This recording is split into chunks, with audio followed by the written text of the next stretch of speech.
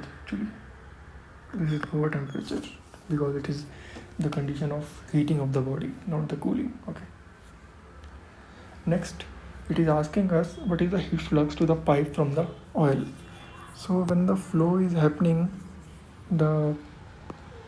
some heat flux will be there due to the flow, hot fluid inside this pipe. So what is that? We can find this by the Newton's law of cooling. Heat flux at which is occurring at x equal to L and time t is equal to 8 minutes, which is heat transfer coefficient on the outside surface, oil side, times the surface temperature at x equal to L, time t is equal to 8 minutes, minus T infinity.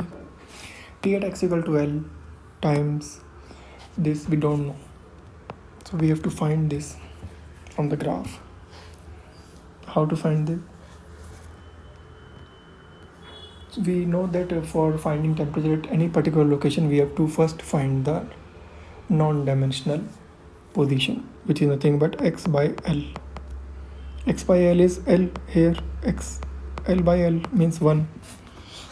Okay. So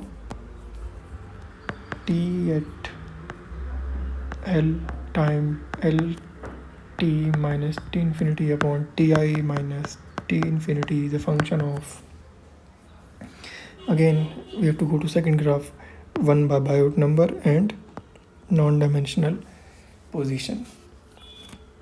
Okay. So it is a function of x by L and 1 by Biot number. 1 by Biot number we already have, x by L is 1. 1 by Biot number is nothing but 3.13. Sorry, 3.64. So if we go to this graph,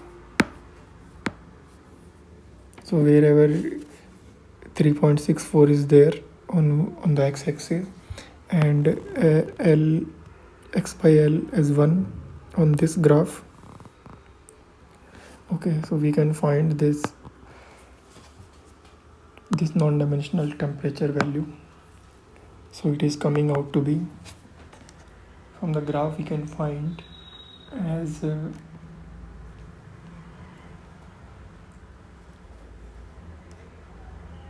it is also going to come as 2.214 something point. It is also going out to be some, wait just a moment.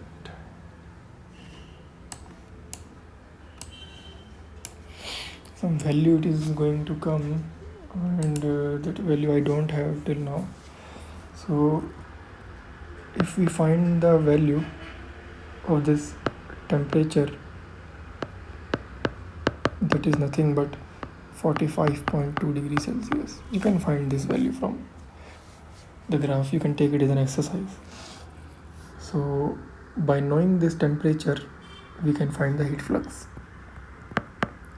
at the inner side, which is nothing but heat transfer coefficient times this 45.2 minus 60, 500 times 45.2 minus 60, which is minus 7400 watt per meter square. Alright, this is the heat flux value on the inside surface of the pipe at time t is equal to 8 minutes. Notice that we are specifying time while finding the heat flux. So at some other time the heat flux will be different because it is dependent on time, right? Okay. Next, it is asking about how much energy per meter length of the pipe has been transferred from the oil to the pipe at t is equal to 8 minutes. So that we can find from the third graph of the Grover, which says about Q by Q maximum is a function of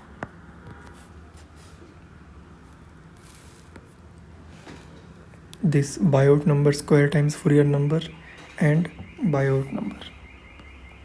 So if you solve this Fourier number and Biot number, this value comes out to be 0.8. So we can find that this much heat energy that is being transferred.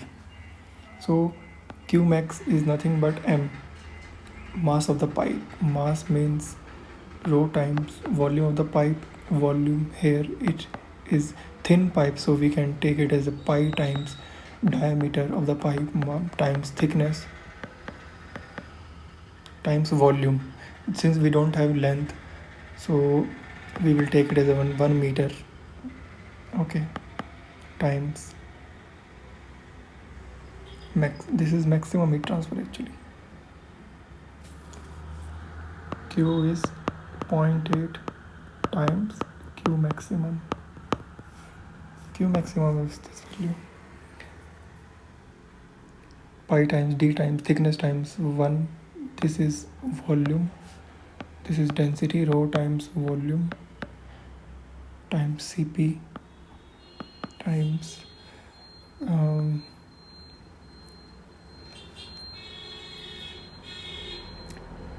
maximum temperature difference, which is nothing but the -20 -60. Right, initially the body was at -20, right, and after long time it will be at 60 degrees Celsius, means whole pipe will be reaching at 60 degrees Celsius, okay, times this factor 0.8. all right, so this term totally is Q max. So we can find that what is the heat transfer value, which is nothing but 2.73 into 10 power 7 joule. If we take this one as 1 meter, so we don't know the meter, so the length of the pipe, so we can take it as joule per meter of the pipe. And this heat transfer is into the pipe. We have to specify direction also to the pipe. And this problem is taken from the Incorpora. Thank you. This is all about the transient heat conduction. So from next we will try to start the extended surfaces and then convection. Thank you.